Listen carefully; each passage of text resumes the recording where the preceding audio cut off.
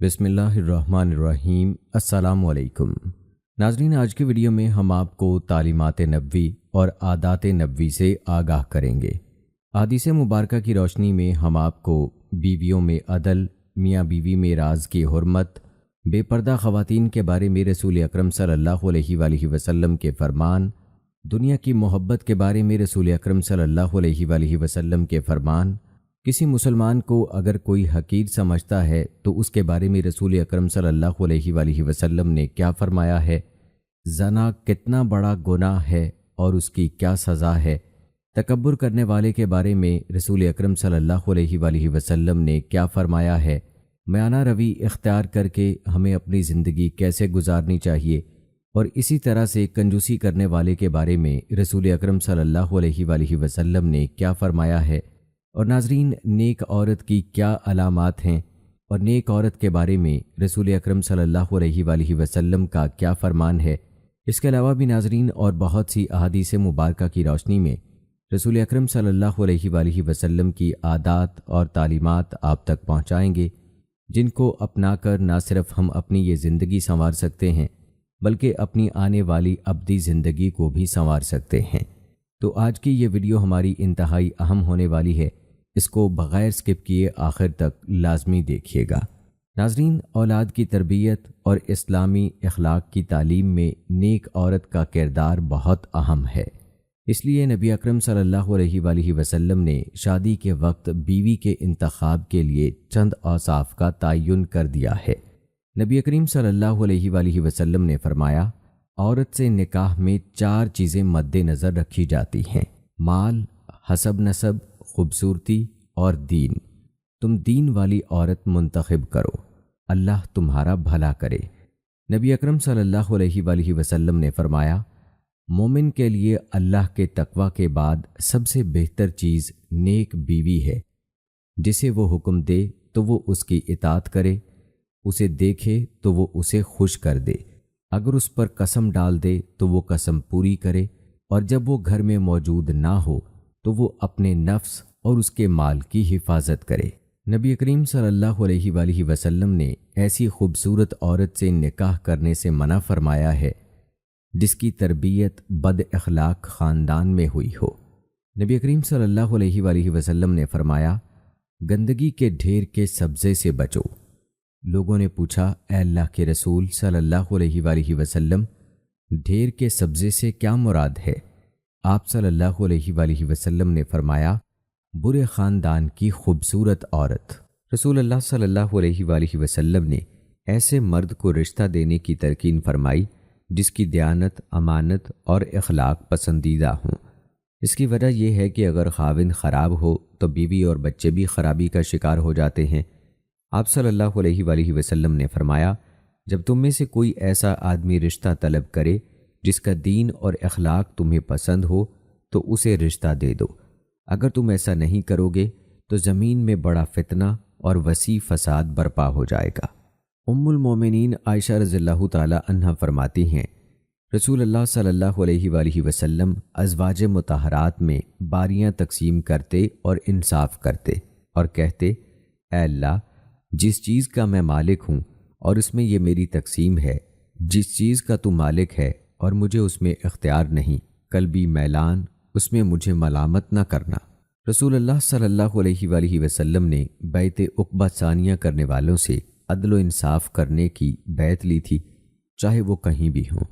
جب آپ صلی اللہ علیہ وآلہ وسلم جارانہ میں حنین کی غنیمت تقسیم کر رہے تھے تو ایک شخص نے کہا، عدل کریں۔ آپ نے فرمایا، اگر میں نبی ہونے کے باوجود عدل و انصاف نہ کروں تو پھر میں سخت بد نصیب ہوں۔ ایک روایت میں ہے کہ اس آدمی نے کہا، اللہ کی قسم، اس تقسیم میں انصاف نہیں کیا گیا، اس میں اللہ تعالیٰ کی رضامندی مقصود نہیں تھی۔ ایک دوسرے آدمی نے آ کر آپ صلی اللہ علیہ وآلہ وسلم کو یہ بات بتائی تو آپ صلی اللہ علیہ وآلہ وسلم نے فرمایا، اگر اللہ اور اس کا رسول انصاف نہیں کرتے تو پھر کون انصاف کرے گا؟ اللہ تعالیٰ موسیٰ علیہ السلام پر رحم کرے، انہیں اس سے زیادہ تکلیف پہنچائی گئی مگر انہوں نے صبر کیا۔ رسول اللہ صلی اللہ علیہ وآلہ وسلم نے میاں بیوی کے خصوصی تعلقات افشا کرنے سے منع فرمایا ہے۔ آپ کا ارشاد گرامی ہے، روز قیامت اللہ تعالیٰ کے ہاں سب سے بڑی امانت میں سے یہ امر بھی ہے کہ مرد اپنی عورت سے اور عورت مرد سے تنہائی میں ملاپ کرے، پھر مرد اپنی عورت کا راز کھولتا پھرے۔ ایک روایت میں ہے اللہ کے ہاں مرتبے کے لحاظ سے بدترین لوگوں میں سے ہے۔ اسی کے بارے میں رسول اللہ صلی اللہ علیہ وآلہ وسلم نے فرمایا، ایسا ہرگز نہ کرو، اس کی مثال ایسی ہے جیسے ایک شیطان سے راستے میں ملے، پھر وہ اس سے جمع کرے اور لوگ دیکھ رہے ہوں۔ رسول اللہ صلی اللہ علیہ وآلہ وسلم نے عورتوں کو اظہار زینت سے منع فرمایا اور اس کے نقصانات سے آگاہ کیا، کیونکہ اس سے مردوں اور عورتوں کے مابین فتنہ پیدا ہوتا ہے۔ آپ نے اس کے بارے میں فرمایا، آخری دور میں میری امت میں ایسی عورتیں ہوں گی جو لباس پہننے کے باوجود ننگی ہوں گی، ان کے سروں پر بختی اونٹوں کی کوہانوں جیسے بالوں کے گچھے ہوں گے۔ ایسی عورتوں پر لعنت کرنا، یہ ملعون عورتیں ہیں۔ ایک روایت کے الفاظ یہ ہیں، جہنمیوں کی 2 قسمیں ایسی ہیں جنہیں میں نے ابھی تک نہیں دیکھا، وہ لوگ جن کے ہاتھوں میں گائے کی دم جیسے موٹے موٹے کوڑے ہوں گے جن سے وہ لوگوں کو ماریں گے، اور وہ عورتیں جو لباس پہننے کے باوجود ننگی ہوں گی، لوگوں کو اپنی طرف مائل کرنے والی اور خود مائل ہونے والی۔ ان کے سر پر بختی اونٹوں کے ٹیڑھے کوہانوں کی طرح بالوں کے گچھے ہوں گے۔ یہ جنت میں نہیں جائیں گی اور نہ اس کی خوشبو پائیں گی، حالانکہ جنت کی خوشبو اتنے فاصلے سے آ رہی ہوگی۔ رسول اللہ صلی اللہ علیہ وآلہ وسلم نے خواتین کو گلی بازاروں میں کام کاج وغیرہ کے لیے جاتے وقت خوشبو لگا کر جانے یا مٹک مٹک کر ناز و نخرے سے چلنے کی سختی سے ممانعت فرمائی ہے۔ آپ صلی اللہ علیہ وآلہ وسلم نے فرمایا، جب کوئی عورت خوشبو لگا کر اس طرح لوگوں کے پاس سے گزرتی ہے کہ ان تک اس کی خوشبو پہنچے تو وہ ایسی اور ایسی عورت ہے۔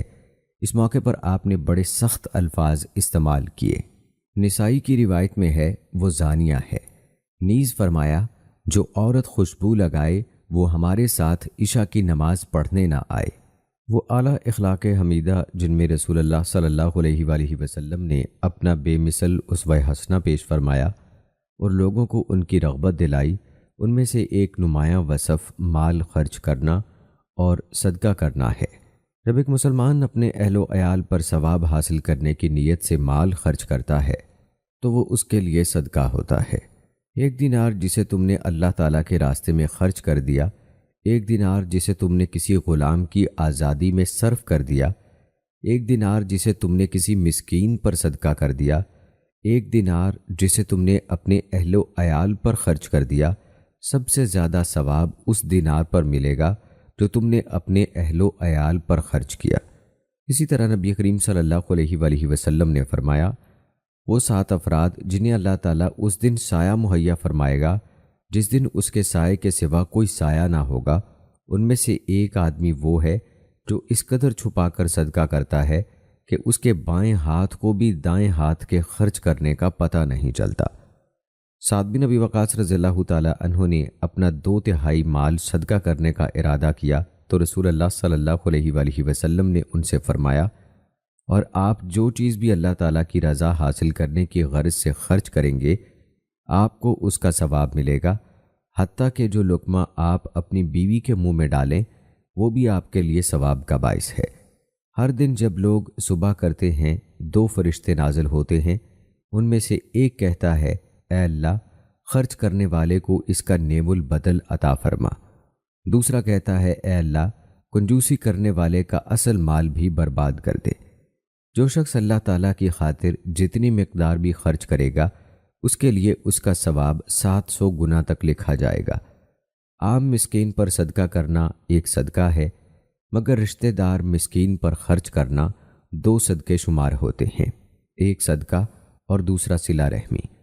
میں 3 چیزوں کے لیے قسم کھاتا ہوں اور تمہیں ایک بات بتاتا ہوں، اسے اچھی طرح یاد رکھنا۔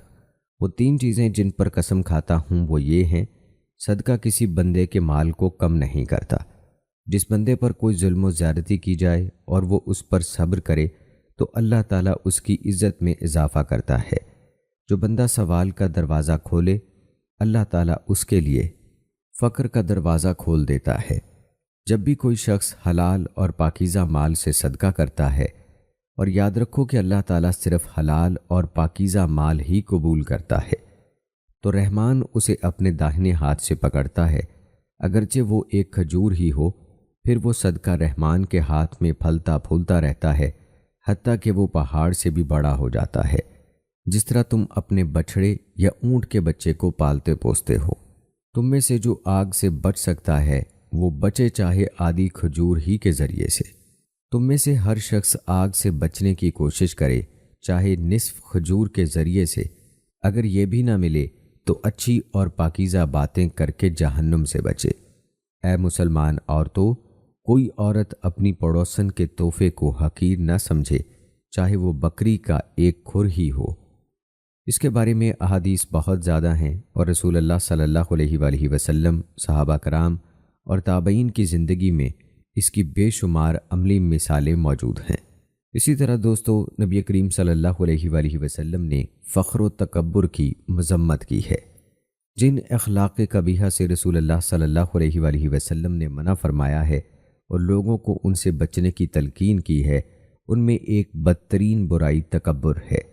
رسول اللہ صلی اللہ علیہ وآلہ وسلم نے اس کے بارے میں فرمایا، اپنا تہبند نصف پنڈلی تک اونچا رکھو، اگر یہاں تک پسند نہ ہو تو ٹخنوں سے اونچا رکھو، تہبند کے کنارے نہ لٹکاؤ، کہ یہ بھی تکبر ہے اور اللہ تعالیٰ تکبر کو پسند نہیں کرتا۔ اور فرمایا، جس شخص کے دل میں رائی کے دانے کے برابر بھی تکبر ہوگا، اللہ تعالیٰ اسے اوندھے منہ آگ میں پھینکے گا۔ مزید فرمایا، تکبر سے بچو، کبھی انسان میں چادر یا قمیض پہننے سے بھی تکبر آ جاتا ہے۔ رسول اللہ صلی اللہ علیہ وآلہ وسلم کا ارشاد ہے، 3 قسم کے لوگوں سے اللہ تعالیٰ قیامت کے دن کلام نہیں کرے گا، نہ انہیں نظر رحمت سے دیکھے گا، نہ انہیں گناہوں سے پاک کرے گا، اور ان کے لیے دردناک عذاب ہے، بوڑھا زناکار، جھوٹا بادشاہ اور متکبر فقیر۔ رسول اللہ صلی اللہ علیہ وآلہ وسلم نے فرمایا، جو شخص مرتے وقت تکبر، خیانت اور قرض سے پاک ہوا، وہ جنت میں جائے گا۔ اور فرمایا، فخریہ انداز جسے اللہ تعالیٰ پسند کرتا ہے وہ ہے جسے کوئی شخص دین کے دشمن سے لڑائی کے وقت یا صدقہ کرتے وقت اختیار کرے، اور باطل میں فخر و تکبر کو اللہ تعالیٰ سخت ناپسند کرتا ہے۔ رسول اللہ صلی اللہ علیہ وآلہ وسلم نے فرمایا، دریں اثنا ایک آدمی جس نے عمدہ لباس پہن رکھا تھا، اکڑ اکڑ کر چل رہا تھا، اسے اپنا آپ بہت بھا رہا تھا کہ اللہ تعالیٰ نے اسے زمین میں دھنسا دیا، اب وہ قیامت تک زمین میں دھنستا ہی چلا جائے گا۔ مزید فرمایا، اگر تم گناہ نہ کرو تب بھی مجھے تمہارے بارے میں اس چیز کا ڈر ہے جو اس سے بڑی ہے، یعنی تکبر۔ رسول اللہ صلی اللہ علیہ وآلہ وسلم نے فرمایا، اللہ تعالیٰ اس شخص کی طرف نہیں دیکھے گا جس نے تکبر کی وجہ سے اپنا کپڑا گھسیٹا، اور فرمایا، جسے یہ اچھا لگے کہ لوگ اس کے سامنے دست بستہ کھڑے ہوا کریں تو وہ اپنا ٹھکانہ آگ میں بنا لے۔ رسول اللہ صلی اللہ علیہ وآلہ وسلم نے فرمایا، نیکی کا حکم دو، برائی سے روکو، حتیٰ کہ جب دیکھو کہ حرص و خود غرضی کی غلامی کی جا رہی ہے، خواہش نفس کی پیروی کی جا رہی ہے، دنیا کو ترجیح دی جا رہی ہے، اور ہر شخص اپنی ہی رائے پر نازاں ہے، تو اپنی فکر کرو اور عوام الناس کو ان کے حال پر چھوڑ دو۔ تمہیں ایسے دور سے واسطہ پڑنے والا ہے جس میں دین پر قائم رہنا ہاتھ میں انگارہ رکھنے کے مترادف ہوگا۔ اس دور میں دین پر عمل کرنے والے کو 50 آدمیوں کا اجر ملے گا جو اس جیسا عمل کریں۔ اسی طرح دوستو، اللہ کے پیارے نبی صلی اللہ علیہ وآلہ وسلم نے میانہ روی اختیار کرنے کا حکم دیا ہے۔ رسول اللہ صلی اللہ علیہ وآلہ وسلم نے اسراف و فضول خرچی سے منع کیا اور میانہ روی اختیار کرنے کی تلقین فرمائی۔ اس سلسلے میں آپ کے چند فرمودات یہ ہیں: اچھا انداز، تحمل و وقار اور میانہ روی نبوت کا 24واں حصہ ہے۔ بلا شبہ اللہ تعالیٰ نے تم پر ماؤں کی نافرمانی، بیٹیوں کو زندہ دفن کرنا، صرف اپنا حق طلب کرنا اور کسی صاحب حق کا حق نہ دینا حرام قرار دیا ہے، اور 3 باتوں کو تمہارے لیے ناپسند فرمایا ہے: بلا تحقیق سنی سنائی باتیں بیان کرنا، کثرت سے سوال کرنا اور مال ضائع کرنا۔ اور دوستو اسی طرح کنجوسی کے معاملے میں بھی ممانعت ہے۔ رسول اللہ صلی اللہ علیہ وآلہ وسلم نے سخت کنجوسی سے منع فرمایا ہے۔ آپ صلی اللہ علیہ وآلہ وسلم نے فرمایا، سخت کنجوسی سے بچو، سخت کنجوسی نے تم سے پہلی قوموں کو تباہ و برباد کیا۔ اس کی وجہ سے انہوں نے ایک دوسرے کے خون بہائے اور حرمتوں کو پامال کیا۔ مزید فرمایا، 7 مہلک چیزوں سے بچو۔ پوچھا گیا، اے اللہ کے رسول وہ کون سی چیزیں ہیں؟ آپ نے فرمایا، اللہ تعالیٰ کے ساتھ شرک کرنا، سخت کنجوسی، اس جان کو ناحق قتل کرنا جسے اللہ نے حرام ٹھہرایا ہے، سود کھانا، یتیم کا مال کھانا، جنگ کے دن پیٹھ دکھا جانا، اور پاک دامن بھولی بھالی مومن عورتوں پر بہتان لگانا۔ رسول اللہ صلی اللہ علیہ وآلہ وسلم نے فرمایا، انسان کے بدترین اوصاف یہ ہیں: حد سے بڑی ہوئی کنجوسی، حرص اور شدید بزدلی۔ مزید فرمایا، کسی بندے کے پیٹ میں اللہ تعالیٰ کے راستے میں اڑنے والا غبار اور جہنم کا دھواں اکٹھے نہ ہوں گے، اور کسی بندے کے دل میں حرص اور ایمان کبھی جمع نہیں ہو سکتے۔ اللہ کے رسول صلی اللہ علیہ وآلہ وسلم نے فرمایا، آدم کے بیٹے تو زائد مال خرچ کر دے، یہ تیرے لیے بہتر ہے، اور اسے سنبھالے رکھنا تیرے لیے برا ہوگا۔ ضرورت کے مطابق روزی حاصل کرنے پر تجھے کوئی ملامت نہیں کی جائے گی۔ سب سے پہلے اس پر خرچ کر جس کا تو ذمہ دار ہے۔ اوپر والا ہاتھ نیچے والے ہاتھ سے بہتر ہے۔ اپنے معاشرے کی اصلاح کے لیے بھی نبی کریم صلی اللہ علیہ وآلہ وسلم نے ہمیں بہت کچھ فرمایا ہے۔ معاشرے میں پاکیزگی اور طہارت نفس قائم رکھنے کے لیے آپ نے مرد و عورت کے آزادانہ میل جول پر پابندی لگا دی ہے۔ اس طرح کا میل جول بہت سی خرابیوں اور شیطان کی دسیسہ کاریوں کا سبب بنتا ہے۔ آپ صلی اللہ علیہ وآلہ وسلم کا ایک فرمان یہ ہے، عورتوں کے پاس جانے سے بچو۔ ایک انصاری نے پوچھا، اے اللہ کے رسول، کیا دیور یعنی خاوند کے مرد رشتہ دار جا سکتے ہیں؟ فرمایا، وہ تو موت ہے۔ رسالت مآب صلی اللہ علیہ وآلہ وسلم نے اللہ تعالیٰ سے اچھا گمان رکھنے کی تاکید کی اور شکوک و شبہات سے دور رہنے کا حکم دیا ہے۔ آپ صلی اللہ علیہ وآلہ وسلم نے فرمایا، اللہ تعالیٰ سے حسن ظن رکھنا حسن عبادت میں سے ہے۔ آپ صلی اللہ علیہ وآلہ وسلم نے اپنی وفات سے 3 دن پہلے فرمایا، تم میں سے کسی کو موت آئے تو اس حال میں آئے کہ وہ اللہ تعالیٰ سے حسن ظن رکھتا ہو۔ حدیث قدسی ہے، میرا بندہ میرے بارے میں جو گمان رکھے میں اسی کے مطابق اسی سے سلوک کرتا ہوں۔ اگر وہ میرے بارے میں اچھا گمان رکھے تو اس کے لیے اچھائی ہے، اور اگر برا گمان رکھے تو اس کے لیے برائی ہے۔ نبی کریم صلی اللہ علیہ وآلہ وسلم کی تعلیمات ہمارے لیے مشعل راہ ہیں۔ نبی کریم صلی اللہ علیہ وآلہ وسلم نے اولاد میں عدل کے لیے بھی ہمیں فرمایا ہے۔ جن اخلاق عالیہ اور محاسن کی آپ صلی اللہ علیہ وآلہ وسلم نے تاکید فرمائی، ان میں سے ایک یہ ہے کہ آدمی اپنی تمام بیٹوں کے ساتھ ایک جیسا سلوک کرے۔ حضرت بشیر رضی اللہ تعالیٰ عنہ اپنے بیٹے نعمان رضی اللہ تعالیٰ عنہ کو لے کر رسول اکرم صلی اللہ علیہ وآلہ وسلم کی خدمت میں حاضر ہوئے اور کہا، میں نے اپنے اس بیٹے کو ایک غلام دیا ہے۔ رسول اللہ صلی اللہ علیہ وآلہ وسلم نے دریافت فرمایا، کیا تم نے اپنے سب بیٹوں کو ایسا ہی دیا ہے؟ انہوں نے کہا، نہیں۔ آپ صلی اللہ علیہ وآلہ وسلم نے فرمایا، تو پھر اس سے واپس لو۔ ایک روایت میں ہے، کیا تم نے اپنے ہر بیٹے سے یہی سلوک کیا؟ انہوں نے نفی میں جواب دیا۔ تو آپ صلی اللہ علیہ وآلہ وسلم نے فرمایا، اللہ تعالیٰ سے ڈرو اور اپنی اولاد کے درمیان عدل کیا کرو۔ ایک روایت میں ہے، یہ غلام بھی واپس لو۔ ایک روایت کے الفاظ یہ ہیں، تم مجھے ظلم پر گواہ نہ بناؤ۔ ایک روایت میں ہے، اس ظلم پر کسی اور کو گواہ بناؤ۔ ایک اور روایت میں ہے، اپنے بیٹوں میں مساوات قائم کرو۔ اس کی وجہ یہ ہے کہ کسی ایک کو عطیہ دینے سے اولاد میں دشمنی، بغض اور قطع رحمی پیدا ہو سکتی ہے، لہٰذا اس سے روک دیا گیا، جس طرح پھوپھی اور اس کی بھتیجی، خالہ اور اس کی بھانجی اور 2 بہنوں سے بیک وقت نکاح حرام قرار دیا گیا ہے۔ رسول اللہ صلی اللہ علیہ وآلہ وسلم نے ہر حال میں دعا اور اللہ کے ذکر کی رغبت دلائی ہے۔ اس سے انسان کا اپنے خالق و مالک سے رابطہ برقرار رہتا ہے، وہ گناہ کے اسباب سے محفوظ اور اسلامی اخلاق پر کاربند رہتا ہے۔ آپ صلی اللہ علیہ وآلہ وسلم کا فرمان ہے، دعا کرو تو تمہیں دعا کی قبولیت کا پختہ یقین ہونا چاہیے، اور یقین رکھو کہ اللہ تعالیٰ کسی غافل اور بے پرواہ دل کی دعا قبول نہیں کرتا۔ نبی کریم صلی اللہ علیہ وآلہ وسلم نے فرمایا، دعا کیا کرو، دعا تقدیر کو لوٹا دیتی ہے۔ آپ صلی اللہ علیہ وآلہ وسلم نے فرمایا، اذان و اقامت کے درمیان کی جانے والی دعا رد نہیں ہوتی۔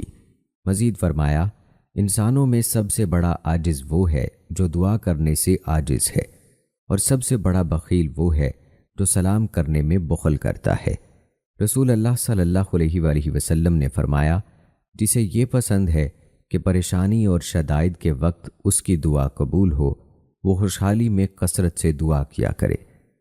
اللہ کے ذکر کی اہمیت اور تلقین کے بارے میں چند احادیث دوستو آپ کو بتاتے ہیں۔ رسول اللہ صلی اللہ علیہ وآلہ وسلم نے فرمایا، افضل ترین ذکر لا الہ الا اللہ ہے، اور افضل ترین دعا الحمدللہ ہے۔ رسول اللہ صلی اللہ علیہ وآلہ وسلم نے فرمایا، اللہ تعالیٰ فرماتا ہے، میں اپنے بندے کے ساتھ ہوں اگر وہ مجھے یاد کرے اور میرے ساتھ اس کے ہونٹ حرکت کریں۔ رسول اللہ صلی اللہ علیہ وآلہ وسلم نے فرمایا، 3 قسم کے لوگ ہیں اللہ ان کی دعا رد نہیں کرتا، اللہ کا بہت زیادہ ذکر کرنے والا، مظلوم اور عادل حکمران۔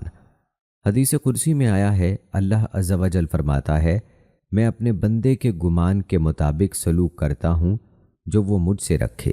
جب وہ مجھے یاد کرتا ہے تو میں اس کے ساتھ ہوتا ہوں، وہ مجھے اپنے دل میں یاد کرے تو بھی میں اسے اپنے دل میں یاد کرتا ہوں۔ اگر وہ مجھے کسی مجلس میں یاد کرے تو میں اسے اس سے بہتر فرشتوں کی مجلس میں یاد کرتا ہوں۔ اگر وہ مجھ سے 1 بالشت قریب ہو تو میں اس سے 1 ہاتھ قریب ہوتا ہوں۔ اگر وہ مجھ سے 1 ہاتھ قریب ہو تو میں اس سے 4 ہاتھ قریب ہوتا ہوں، اور اگر وہ میری طرف چل کر آئے تو میں اس کی طرف دوڑ کر آتا ہوں۔ رسول اللہ صلی اللہ علیہ وآلہ وسلم نے عدل و انصاف کی طرف بڑی رغبت دلائی ہے، کیونکہ یہ ہر زمان و مقام میں نہایت بلند پایہ قیمتی تہذیبی ورثہ رہا ہے، جو کسی حکومت یا معاشرے کی انسانیت اور ترقی کی دلیل ہے۔ موجودہ دور میں مغربی تہذیب بھی اس کی حمایت میں رطب اللساں ہے۔ رسول اللہ صلی اللہ علیہ وآلہ وسلم نے فرمایا، جب فیصلہ کرو تو انصاف سے کام لو۔ مزید فرمایا، بے شک انصاف کرنے والے اللہ کے ہاں نور کے ممبروں پر فروکش ہوں۔ رحمان کے دائیں طرف اور اس کے دونوں ہاتھ داہنے ہیں وہ لوگ جو اپنے فیصلوں، اہل و عیال اور اپنی ذمہ داری میں عدل کرتے ہیں۔ رسول اللہ صلی اللہ علیہ وآلہ وسلم نے فرمایا، قیامت کے دن اللہ تعالیٰ کے ہاں سب سے پسندیدہ اور سب سے قریب عادل حکمران ہوگا، اور اللہ تعالیٰ کو سب سے زیادہ ناپسند اور سب سے دور اس سے ظالم حکمران ہوگا۔ رسول اللہ صلی اللہ علیہ وآلہ وسلم نے فرمایا، 3 اشخاص کی دعا رد نہیں کی جاتی، عادل امام، روزہ دار، یہاں تک کہ افطار کر لے، اور مظلوم کی دعا۔ قیامت کے دن اللہ تعالیٰ مظلوم کی دعا کو بادلوں سے اوپر اٹھائے گا، اس کے لیے آسمان کے دروازے کھول دیے جاتے ہیں، اور اللہ تعالیٰ کہتا ہے، مجھے اپنی عزت کی قسم، میں ضرور تیری مدد کروں گا اگرچہ کچھ ٹھہر کر کروں۔ رسول اللہ صلی اللہ علیہ وآلہ وسلم نے فرمایا، 7 اشخاص ہیں جنہیں اللہ تعالیٰ اپنا سایہ مہیا کرے گا، جس دن اللہ تعالیٰ کے سائے کے سوا کوئی سایہ نہیں ہوگا، عادل حکمران۔ رسول اللہ صلی اللہ علیہ وآلہ وسلم نے فرمایا، قاضی 3 قسم کے ہیں، ایک جنت میں اور 2 جہنم میں۔ جنتی قاضی وہ ہے جو حق کو پہچان لے اور اس کے مطابق فیصلہ کرے، اور جو قاضی حق جان لینے کے باوجود فیصلے میں ظلم کرے وہ جہنمی ہے، اور جو قاضی لوگوں کے لیے جہالت پر مبنی فیصلے کرے وہ بھی جہنمی ہے۔ رسول اللہ صلی اللہ علیہ وآلہ وسلم نے فرمایا، اللہ تعالیٰ اس امت کو کبھی تقدیس ادا نہیں کرے گا جس میں فیصلے حق کی بنیاد پر نہ ہوتے ہوں، اور کمزور طاقتور سے اپنا حق بلا جھجک وصول نہ کر سکتا ہو۔ رسول اللہ صلی اللہ علیہ وآلہ وسلم نے مل جل کر ایک دوسرے کی کفالت کرنے کی بڑی ترغیب دی ہے۔ یہ عظیم عمل انسانیت اور مروت کا مظہر ہے۔ آپ صلی اللہ علیہ وآلہ وسلم نے فرمایا، اشعری لوگ جب جنگ میں اپنا کھانا ختم کر بیٹھیں یا مدینے میں ان کے اہل و عیال کے کھانے پینے کا سامان ختم ہونے کے قریب آئے تو وہ بچا کھچا کھانا جو ان کے پاس ہو ایک کپڑے میں جمع کرتے ہیں، پھر اسے اپنے درمیان ایک برتن میں برابر تقسیم کر لیتے ہیں، سو وہ مجھ سے ہیں اور میں ان سے ہوں۔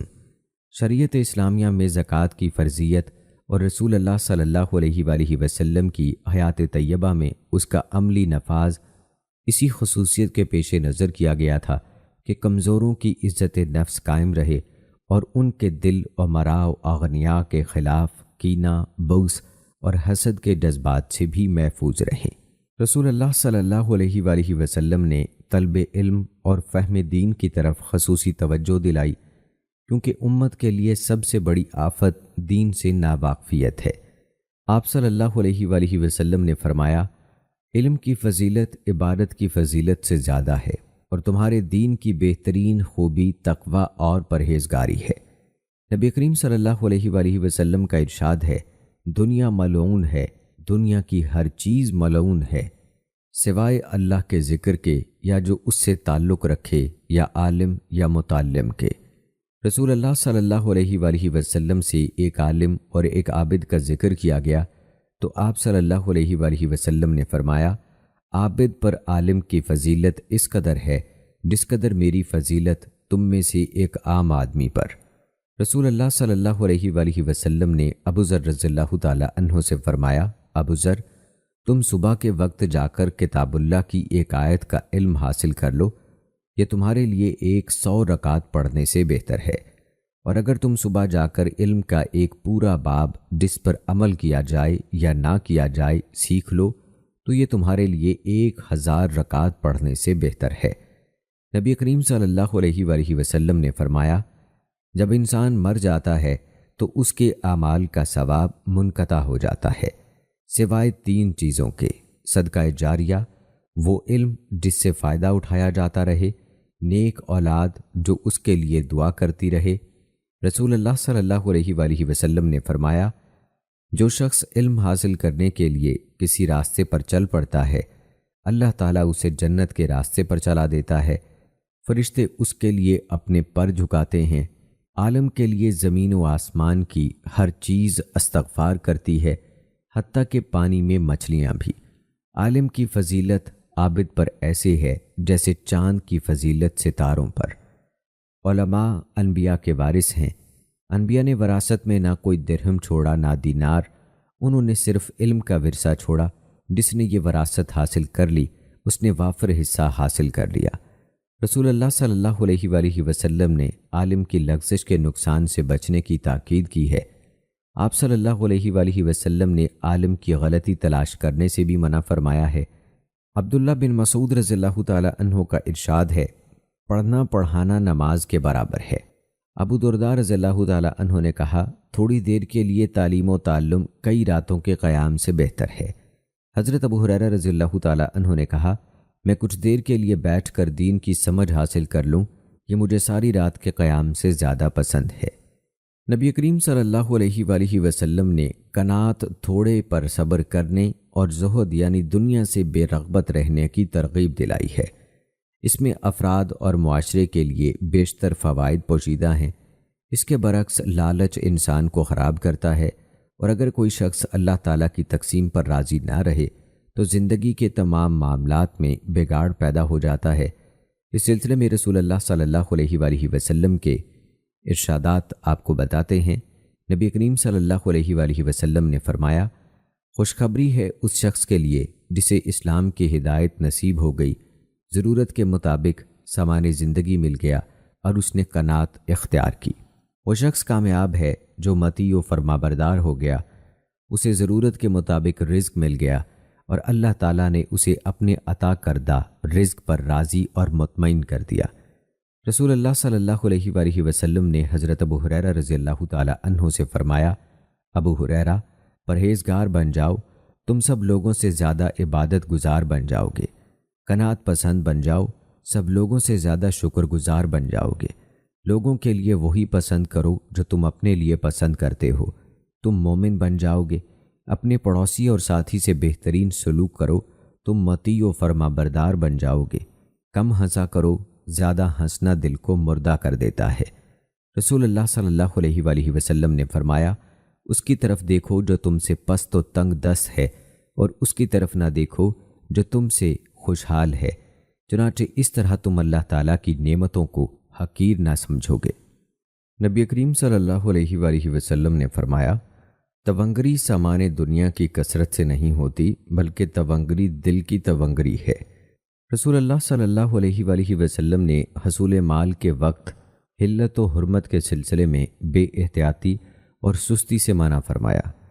آپ صلی اللہ علیہ وآلہ وسلم کا ارشاد گرامی ہے، لوگوں پر ایک ایسا زمانہ آئے گا کہ آدمی ذرا بھر پرواہ نہیں کرے گا کہ مال کہاں سے حاصل کیا، حلال ذریعے سے یا حرام سے۔ پھر فرمایا، اے لوگو، اللہ تعالیٰ انتہائی پاکیزہ ہے، وہ پاکیزہ چیز ہی قبول کرتا ہے۔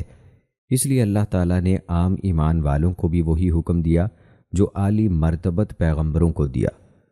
اللہ تعالیٰ کا فرمان ہے، اے رسولو، پاکیزہ چیزیں کھاؤ اور نیک کام کرو، میں ان کاموں کو بخوبی جاننے والا ہوں جو تم کرتے ہو۔ دوسرے مقام پر مومنوں سے فرمایا، اے ایمان والو، وہ پاکیزہ چیزیں کھاؤ جو ہم نے تمہیں دی ہیں۔ رسول اللہ صلی اللہ علیہ وآلہ وسلم نے ایک آدمی کا ذکر فرمایا جو طویل سفر کرتا ہے، اس کے بال بکھرے ہوئے اور جسم خاک آلود ہے۔ وہ اپنے دونوں ہاتھ آسمان کی طرف اٹھا کر کہتا ہے، اے میرے رب، اے میرے رب، حالانکہ اس کا کھانا حرام کا ہے، اس کا پینا حرام کا ہے، اس کا لباس حرام کا ہے، اس کی غذا حرام کی ہے، آخر اس کی دعا کیسے قبول ہو؟ رسول اللہ صلی اللہ علیہ وآلہ وسلم نے کعب بن عجرہ رضی اللہ تعالی عنہ سے فرمایا، بلا شبہ جو بدن حرام کھا کر پلا ہو وہ چاہے کتنا بڑھ جائے آگ ہی اس کے لائق ہے۔ پھر فرمایا، جو شخص اپنے حق کے مطابق مال حاصل کرتا ہے اس کے لیے اس مال میں برکت ڈالی جاتی ہے، اور جس نے ناحق مال حاصل کیا اس کے مثال اس آدمی کی طرح ہے جو بہت کھاتا ہے لیکن سیر نہیں ہوتا۔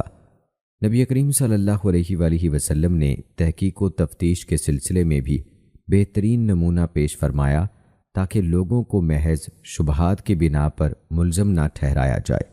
نبی کریم صلی اللہ علیہ وآلہ وسلم کا فرمان گرامی ہے، اگر میں کسی کو بغیر ثبوت کے رجم کرتا تو فلاں عورت کو کرتا، اس کی چال ڈھال، بات چیت اور اس کے پاس آنے جانے والے لوگ مشکوک ہیں۔ نبی کریم صلی اللہ علیہ وآلہ وسلم نے علی رضی اللہ تعالی عنہ کو قاضی بنا کر یمن بھیجا تو فرمایا، جب تمہارے سامنے دونوں فریق بیٹھے ہوں تو کسی ایک کی بات سن کر فیصلہ نہ کرنا جب تک دوسرے کی بات نہ سن لو، اس طرح تمہارے سامنے مقدمے کی اصل کیفیت واضح ہو جائے گی۔ اسی طرح آپ صلی اللہ علیہ وآلہ وسلم کا فرمان عالی ہے، اگر لوگوں کو محض دعوے کے ساتھ ہی ان کی مطلوبہ چیز دے دی جاتی تو کئی لوگوں کے جان و مال ضائع ہو جاتے۔ ایک موقع پر صحابہ کرام نے رسول اللہ صلی اللہ علیہ وآلہ وسلم کے روبرو ایک صحابی کے قتل کا الزام یہود پر لگایا تو رسول اللہ صلی اللہ علیہ وآلہ وسلم نے ان سے باقاعدہ ثبوت طلب کیا، اور جب وہ ثبوت پیش نہ کر سکے تو آپ نے یہود سے قسم لینے کا اندیا دیا۔ مقتول کے ورثاء نے انہیں غیر معتبر سمجھتے ہوئے ان کی قسم قبول کرنے سے انکار کر دیا۔ آپ صلی اللہ علیہ وآلہ وسلم نے مجبوراً بیت المال سے دیت ادا کر دی اور بلا ثبوت یہود کو کوئی سزا نہیں دی۔ نبی کریم صلی اللہ علیہ وآلہ وسلم نے مسلمانوں کو بھیڑ چال اختیار کرنے سے منع کیا ہے۔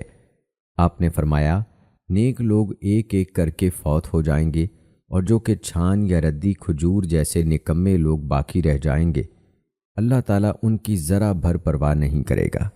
نبی اکرم صلی اللہ علیہ وآلہ وسلم نے فرمایا، دیکھا دیکھی بھیڑ چال اختیار نہ کرو کہ تم کہو اگر لوگ اچھے کام کریں گے تو ہم بھی اچھے کام کریں گے، اور اگر لوگ برے کام کریں گے تو ہم بھی برے کام کریں گے، بلکہ تم اپنے آپ کو اس امر کا پابند بنا کے لوگ اچھے کام کریں تب بھی اچھے کام ہی کرو، اور اگر لوگ برے کام کریں تب بھی تم ظلم نہ کرو۔ رسول اللہ صلی اللہ علیہ وآلہ وسلم نے نفرت، حسد، بدگمانی کی مذمت فرمائی ہے، ان سے دل بگڑ جاتے ہیں۔ آپ نے فرمایا، بدگمانی سے بچو، یقیناً بدگمانی سب سے جھوٹی بات ہے۔ کسی کی بات چوری چھپے نہ سنو، کسی کی جاسوسی نہ کرو، آپس میں حسد نہ کرو، کسی سے قطع تعلق نہ کرو، اور آپس میں بغض نہ رکھو، اور اللہ کے بندو بھائی بھائی بن جاؤ۔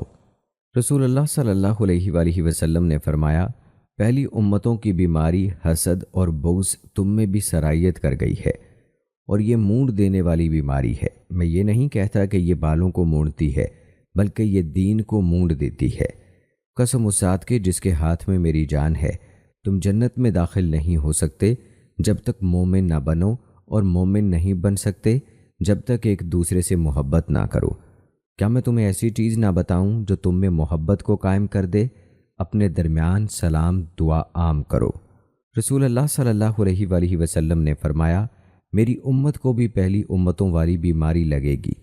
لوگوں نے پوچھا کون سی بیماری؟ فرمایا فخر، تکبر، کثرت کی طلب، ایک دوسرے سے بڑھ کر دنیا کی رغبت، ایک دوسرے سے دور رہنا اور حسد کرنا، یہاں تک کہ ظلم و زیادتی اور قتل کا بازار گرم ہو جائے گا۔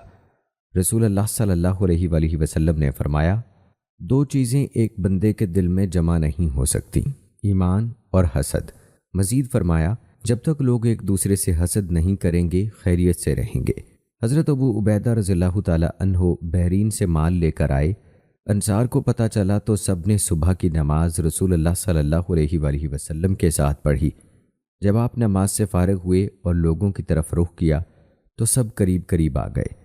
رسول اللہ صلی اللہ علیہ وآلہ وسلم نے انہیں دیکھا تو مسکرائے اور فرمایا، میرا خیال ہے تمہیں پتہ چل گیا ہے کہ ابو عبیدہ بحرین سے کچھ مال لے کر آئے ہیں۔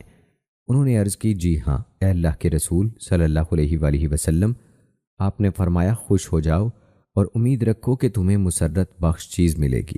اللہ کی قسم، مجھے یہ خدشہ نہیں کہ تم فقیر رہو گے، بلکہ مجھے خطرہ ہے کہ تمہیں دنیا ضرورت سے زیادہ دے دی جائے گی، جس طرح تم سے پہلی امتوں کو ملی۔ تم اس میں اسی طرح مست ہو جاؤ گے جس طرح پہلے لوگ ہوئے، اور یہ تمہیں اس طرح ہلاک کر دے گی جس طرح انہیں ہلاک کیا۔ رسالت مآب صلی اللہ علیہ وآلہ وسلم نے کسی کی تکلیف پر خوش ہونے اور آر دلانے کی مذمت کی اور اس کے برے نتائج سے خوف دلایا ہے۔ آپ کا فرمان گرامی ہے، اپنے بھائی کی تکلیف پر خوش نہ ہو، ورنہ اللہ تعالیٰ اس پر رحم فرمائے گا اور تجھے مصیبت میں ڈال دے گا۔ رسول اللہ صلی اللہ علیہ وآلہ وسلم نے فرمایا، اگر کوئی شخص تجھے گالی دے یا تجھے تیرے کسی عیب کا طعنہ دے تو اسے اس کے کسی عیب کا طعنہ نہ دے، اس کے گناہ کا وبال اسی پر ہوگا۔ نبی کریم صلی اللہ علیہ وآلہ وسلم نے فرمایا، جو شخص اپنے کسی بھائی کو اس کے کسی گناہ کا طعنہ دے، وہ مرنے سے پہلے اس گناہ میں ضرور مبتلا ہوگا۔ نبی کریم صلی اللہ علیہ وآلہ وسلم نے سخت آزمائش، بدحالی کی گرفت، بد نصیبی، تکلیف پہنچنے پر دشمنوں کی خوشی سے اللہ تعالیٰ کی پناہ مانگا کرتے تھے۔ رسول اللہ صلی اللہ علیہ وآلہ وسلم نے دنیا میں لمبی لمبی امیدیں باندھنے کی مذمت کی ہے۔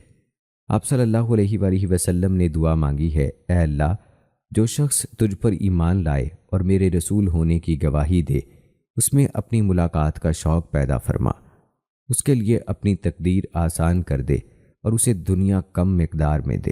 اے اللہ، جو شخص تجھ پر ایمان نہ لائے اور میری رسالت کی گواہی نہ دے، اسے اپنی ملاقات کا شوق نہ دے، اس کے لیے اپنی تقدیر آسان نہ کر اور اسے دنیا کثرت کے ساتھ دے۔ ابن ماجہ کی ایک روایت میں یہ الفاظ آئی ہیں، اے اللہ، جو شخص مجھ پر ایمان لایا اور میری تصدیق کی اور یقین رکھا کہ جو کچھ میں لے کر آیا ہوں وہ تیری طرف سے حق ہے، تو اسے کم مال و اولاد عطا فرما، اسے اپنی ملاقات کا شائق بنا اور اسے جلدی موت دے۔ اور جو شخص مجھ پر ایمان نہیں لایا، نہ میری تصدیق کی، نہ یہ یقین رکھا کہ جو کچھ میں لے کر آیا ہوں وہ تیری طرف سے حق ہے، تو اس کے مال و اولاد میں کثرت فرما اور اس کی لمبی عمر کر دے۔ رسول اللہ صلی اللہ علیہ وآلہ وسلم نے فرمایا، بوڑھے شخص کا دل دو چیزوں کے لیے جوان رہتا ہے، دنیا کی محبت اور لمبی لمبی امیدوں میں۔ رسول اللہ صلی اللہ علیہ وآلہ وسلم نے فرمایا، دنیا میں اس طرح رہو گے یا تم کوئی اجنبی یا مسافر ہو۔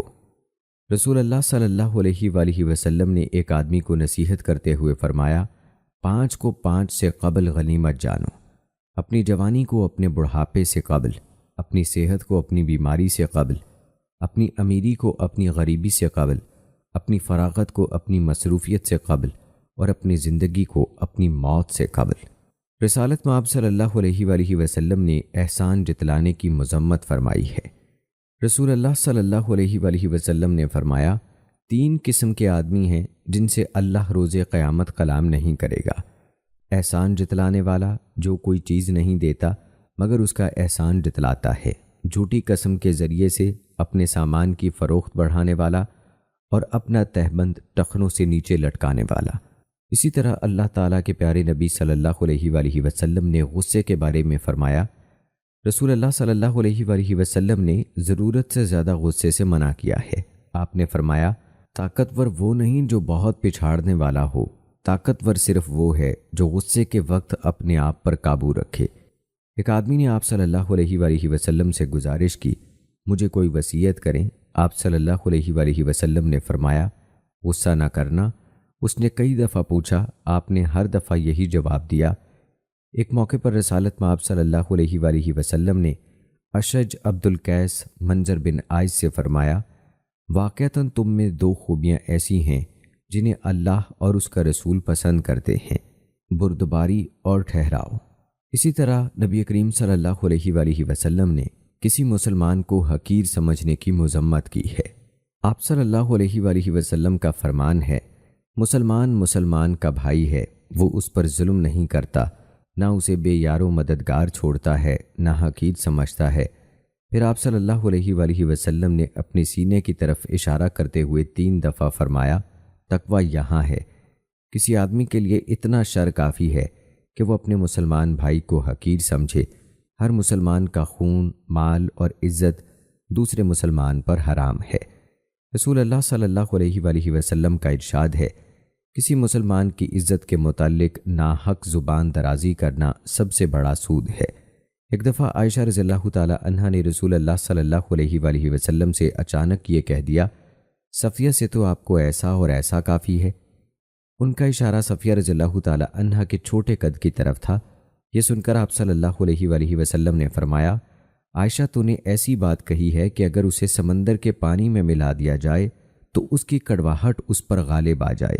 رسول اللہ صلی اللہ علیہ وآلہ وسلم نے ریاکاری کی مذمت کی ہے۔ آپ صلی اللہ علیہ وآلہ وسلم کا ارشاد گرامی ہے، جس نے اپنے عمل کی تشہیر کی اللہ بھی اس کی محض تشہیر کر دے گا، یعنی ثواب نہیں دے گا، اور جس نے اپنا عمل لوگوں کو دکھایا اللہ بھی اس کا عمل لوگوں کو محض دکھا دے گا۔ رسول اللہ صلی اللہ علیہ وآلہ وسلم نے ہمیں حکم دیا ہے کہ ہم ریاکاری کے برے انجام کے پیش نظر اس سے اللہ کی پناہ مانگا کریں۔ آپ صلی اللہ علیہ وآلہ وسلم نے فرمایا، حب الحزن سے اللہ تعالیٰ کی پناہ مانگا کرو۔ لوگوں نے پوچھا، اے اللہ کے رسول، حب الحزن کیا ہے؟ آپ صلی اللہ علیہ وآلہ وسلم نے فرمایا، جہنم میں ایک وادی ہے جس سے جہنم بھی روزانہ 400 دفعہ پناہ مانگتی ہے۔ لوگوں نے کہا، اے اللہ کے رسول، اس میں کون لوگ جائیں گے؟ آپ صلی اللہ علیہ وآلہ وسلم نے فرمایا، یہ ان علماء اور قراء کے لیے تیار کی گئی ہے جو اپنے اعمال کا دکھاوا کرتے ہیں۔ اللہ تعالیٰ کو وہ عالم اور قاری انتہائی ناپسند ہیں جو حکمرانوں کے درباروں کا طواف کرتے ہیں۔ راوی حدیث مہاروی کا کہنا ہے، حکمرانوں سے مراد ظالم حکمران ہیں۔ رسول اللہ صلی اللہ علیہ وآلہ وسلم نے فرمایا، جس نے دکھلاوے کے لیے نماز پڑھی اس نے شرک کیا، جس نے دکھلاوے کے لیے روزہ رکھا اس نے شرک کیا، اور جس نے دکھلاوے کے لیے صدقہ کیا اس نے بھی شرک کیا۔ رسول اللہ صلی اللہ علیہ وآلہ وسلم نے فرمایا، علم دین اس لیے نہ سیکھو کہ علماء پر فخر کرو یا کم علم لوگوں سے جھگڑے کرو یا اس کے ذریعے سے مجالس میں فضیلت حاصل کرو۔ جس نے ایسا کیا تو اس کے لیے آگ ہے، اس کے لیے آگ ہے۔ نبی کریم صلی اللہ علیہ وآلہ وسلم نے نفاق اور اس کے اخروی نتائج سے امت کو خبردار کیا اور نفاق اور منافقین کی صفات کی بھی وضاحت کی ہے۔ آپ کا فرمان عالی ہے، منافقین پر کوئی نماز عشاء اور فجر سے بڑھ کر بوجھل نہیں۔ اگر انہیں ان نمازوں کے ثواب کا علم ہو تو پیٹھ کے بل گھسٹ گھسٹ کر آنا پڑے تب بھی یہ لوگ آئیں۔ میں نے ارادہ کیا تھا کہ میں مؤذن سے کہوں وہ اقامت کہے، پھر کسی آدمی سے کہوں وہ جماعت کرائے، اور میں آگ کے شعلوں سے ان لوگوں کے گھر جلا دوں جو ابھی تک نماز کے لیے نہ نکلے ہوں۔ نبی کریم صلی اللہ علیہ وآلہ وسلم نے فرمایا، منافق کی 3 علامات ہیں، جب وہ بات کرتا ہے تو جھوٹ بولتا ہے، جب وعدہ کرتا ہے تو خلاف ورزی کرتا ہے، اور جب اسے امانت سونپی جاتی ہے تو خیانت کرتا ہے۔ مسلم کی روایت میں یہ الفاظ بھی ہیں، چاہے وہ نماز روزے کا پابند ہو اور دعویٰ کرتا ہو کہ وہ مسلمان ہے۔ ایک روایت میں منافق کی 4 خصلتیں بیان کی گئی ہیں۔ جب اسے امانت سونپی جائے تو خیانت کرتا ہے، جب بات کرتا ہے تو جھوٹ بولتا ہے، جب عہد کرتا ہے تو بدعہدی کرتا ہے، اور جب جھگڑا کرتا ہے تو گالی بکتا ہے۔ قرآن مجید کی ایک سورت سورہ منافقون ہے، جس میں منافقوں کی صفات اور لوگوں کے ساتھ ان کا طرز عمل بیان کیا گیا ہے۔ رسول اللہ صلی اللہ علیہ وآلہ وسلم نے زنا کی مذمت فرمائی ہے اور اسے کبیرہ گناہ قرار دیا ہے۔ آپ صلی اللہ علیہ وآلہ وسلم نے فرمایا، 3 قسم کے لوگوں سے اللہ تعالیٰ قیامت کے دن کلام نہیں کرے گا، نہ انہیں گناہوں سے پاک کرے گا اور نہ انہیں نظر رحمت سے دیکھے گا، بوڑھا زناکار، جھوٹا بادشاہ اور متکبر فقیر۔ رسول اللہ صلی اللہ علیہ وآلہ وسلم نے فرمایا، یہ قیامت کی علامت ہے کہ علم اٹھ جائے گا، جہالت عام ہو جائے گی، شراب پی جائے گی اور زنا سر عام ہوگا۔ ایک دفعہ آپ صلی اللہ علیہ وآلہ وسلم نے صحابہ سے پوچھا، زنا کے بارے میں آپ لوگ کیا کہتے ہیں؟ انہوں نے کہا، حرام ہے، اسے اللہ اور اس کے رسول صلی اللہ علیہ وآلہ وسلم نے حرام قرار دیا ہے اور یہ قیامت تک کے لیے حرام ہے۔ رسول اللہ صلی اللہ علیہ وآلہ وسلم نے فرمایا، پڑوسی کی بیوی سے زنا 10 عورتوں سے زنا کرنے سے بھی زیادہ سنگین جرم ہے۔ رسول اللہ صلی اللہ علیہ وآلہ وسلم نے فرمایا، جو مسلمان شخص گواہی دیتا ہو کہ اللہ کے سوا کوئی معبود نہیں اور میں اللہ کا رسول ہوں، اس کا خون بہانا حلال نہیں سوائے 3 جرائم کے: ناحق قتل کرنے والا، شادی شدہ زانی، اور مسلمانوں کی جماعت چھوڑ کر دین سے مرتد ہونے والا۔ رسول اللہ صلی اللہ علیہ وآلہ وسلم نے فرمایا، اللہ تعالیٰ ادھیڑ عمر زناکار اور متکبر فقیر کی طرف نظر رحمت سے نہیں دیکھے گا۔ نبی کریم صلی اللہ علیہ وآلہ وسلم کا ارشاد ہے، جس نے اپنی شرمگاہ کی حفاظت کی اس کے لیے جنت ہے۔ حضرت انس رضی اللہ تعالی عنہ سے روایت ہے کہ رسالت مآب صلی اللہ علیہ وآلہ وسلم سے پوچھا گیا، اے اللہ کے رسول، ہم امر بالمعروف اور نہی عن المنکر کا فریضہ کب ترک کر دیں گے؟ آپ صلی اللہ علیہ وآلہ وسلم نے فرمایا، جب تم میں وہ چیزیں ظاہر ہوں جو پہلی امتوں میں ظاہر ہوئی تھیں۔ ہم نے کہا، اے اللہ کے رسول، پہلی امتوں میں کیا چیزیں ظاہر ہوئی تھیں؟ فرمایا، نوجوان حکمران بن جائیں، بوڑھے بدکار بن جائیں اور علم فاسقوں بد کرداروں کے پاس چلا جائے۔ نبی کریم صلی اللہ علیہ وآلہ وسلم کا ارشاد ہے، میری امت میں ایسی قومیں بھی ہوں گی جو زنا، ریشم، شراب اور گانے بجانے کے آلات کو حلال سمجھیں گی۔ نیز فرمایا، جو شخص زنا کرتا ہے یا شراب پیتا ہے، اللہ تعالیٰ اس میں سے ایمان یوں نکال دیتا ہے جس طرح انسان اپنے جسم سے قمیض اتار لیتا ہے۔ رسول اللہ صلی اللہ علیہ وآلہ وسلم نے ہر قسم کے دھوکے سے منع کیا اور اس سے بچنے کی تلقین کی ہے۔ آپ کا فرمان ہے، جس نے دھوکہ دیا اس کا مجھ سے کوئی تعلق نہیں۔ نیز فرمایا، جس بندے کو اللہ تعالیٰ کسی رعایا کا ذمہ دار بنائے، پھر وہ انہیں دھوکہ دے اور اسے اسی حالت میں موت آ جائے تو اللہ تعالیٰ اس کے لیے جنت حرام کر دیتا ہے۔ رسول اللہ صلی اللہ علیہ وآلہ وسلم نے فرمایا، اللہ تعالیٰ اس شخص پر لعنت کرے جو زمین کے طے شدہ نشانات بدلتا ہے۔ آپ نے دھوکے کی ایک خاص قسم نجش سے منع فرمایا ہے۔ نجش کا مطلب یہ ہے کہ ایک شخص سودا نہیں لینا چاہتا، محض کسی گاہک کو پھنسانے کے لیے چیز کا بھاؤ زیادہ لگا دیتا ہے۔ اسی طرح آپ صلی اللہ علیہ وآلہ وسلم نے حلالہ کرنے والے اور کرانے والے پر لعنت کی ہے۔ رسول اللہ صلی اللہ علیہ وآلہ وسلم نے غیبت کرنے اور لوگوں کے عیوب تلاش کرنے کی مذمت فرمائی ہے۔ آپ صلی اللہ علیہ وآلہ وسلم نے ایک موقع پر لوگوں سے پوچھا، جانتے ہو غیبت کیا ہوتی ہے؟ صحابہ نے کہا، اللہ تعالیٰ اور اس کا رسول زیادہ جانتے ہیں۔ آپ صلی اللہ علیہ وآلہ وسلم نے فرمایا، غیبت یہ ہے کہ تم اپنے بھائی کے بارے میں وہ بات کرو جسے وہ ناپسند کرتا ہو۔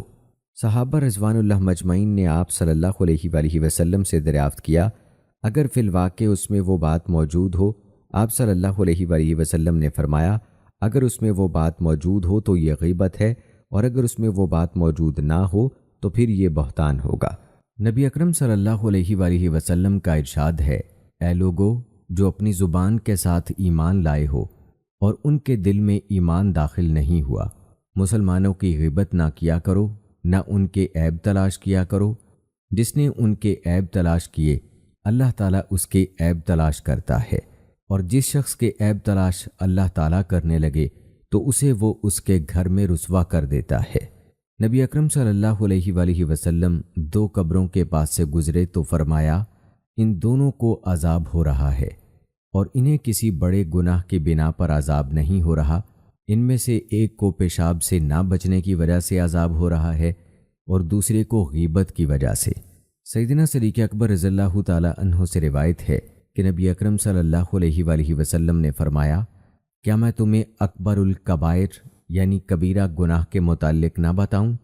ہم نے کہا ضرور، اے اللہ کے رسول صلی اللہ علیہ وآلہ وسلم۔ آپ نے 3 دفعہ دریافت فرمایا، پھر یوں وضاحت فرمائی، اللہ تعالیٰ کے ساتھ شریک ٹھہرانا، والدین کی نافرمانی کرنا۔ پہلے آپ ٹیک لگائے ہوئے تھے، پھر سیدھے ہو کر بیٹھ گئے اور فرمایا، غور سے سنو، جھوٹی بات اور جھوٹی گواہی، غور سے سنو، جھوٹی بات اور جھوٹی گواہی۔ آپ یہی کہتے رہے حتیٰ کہ میں نے کہا شاید آپ چپ ہی نہ ہوں۔ صحیح مسلم میں بشر بن مفضل کی روایت میں ہے، حتیٰ کہ ہم نے کہا کاش آپ خاموش ہو جائیں۔ جھوٹی گواہی نفاق کی علامت ہے۔ رسول اکرم صلی اللہ علیہ وآلہ وسلم نے جھوٹی گواہی کی شدید مذمت فرمائی، کیونکہ جھوٹی گواہی سے کسی کی جان جا سکتی ہے، مال ضائع ہو سکتا ہے، عزت پامال ہو سکتی ہے۔ اس لیے نبی اکرم صلی اللہ علیہ وآلہ وسلم نے اس کے بارے میں بہت سخت الفاظ استعمال کیے ہیں۔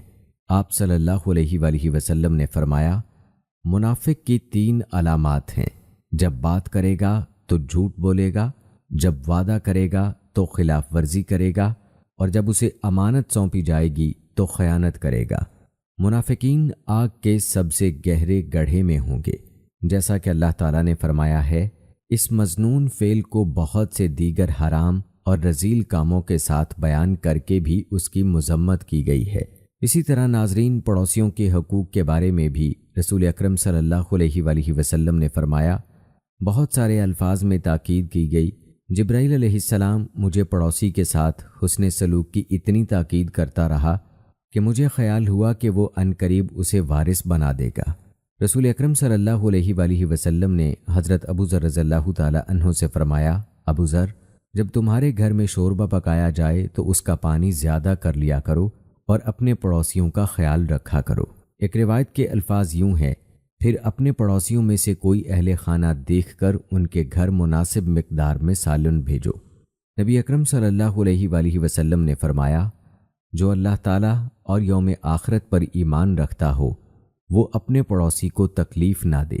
نبی اکرم صلی اللہ علیہ وآلہ وسلم سے منقول ہے، جو اللہ تعالیٰ اور یوم آخرت پر ایمان رکھتا ہے وہ اپنے پڑوسی سے اچھا سلوک کرے۔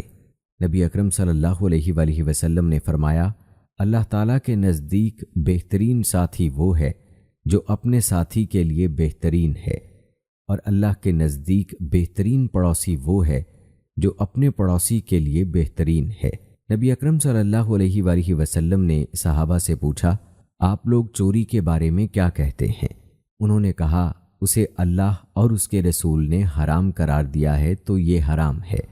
آپ صلی اللہ علیہ وآلہ وسلم نے فرمایا، پڑوسی کے گھر سے چوری کرنا 10 گھروں میں چوری کرنے سے بدتر ہے۔ رسول اکرم صلی اللہ علیہ وآلہ وسلم نے برے پڑوسی سے پناہ مانگی ہے۔ اے اللہ، میں آبادی میں برے پڑوسی سے تیری پناہ مانگتا ہوں۔ نیز فرمایا، وہ صاحب ایمان نہیں جو خود تو سیر ہو کر کھائے اور اس کا پڑوسی بھوکا رہے۔ تو ناظرین کرام، یہ تھی ہماری آج کی ویڈیو، جس میں ہم نے آپ کو رسول اکرم صلی اللہ علیہ وآلہ وسلم کی عادات مبارکہ اور ان کی تعلیمات مختصراً آپ تک پہنچائیں، تاکہ ہم اپنی زندگی میں ان کو اپنا کر اپنی زندگی کو بہتر بنا سکیں۔ کیسی لگی ہماری آج کی یہ ویڈیو؟ اپنی رائے کا اظہار کمنٹ باکس میں لازمی کیجیے گا۔ اگلی ویڈیو تک مجھے اجازت دیں۔ فی امان اللہ۔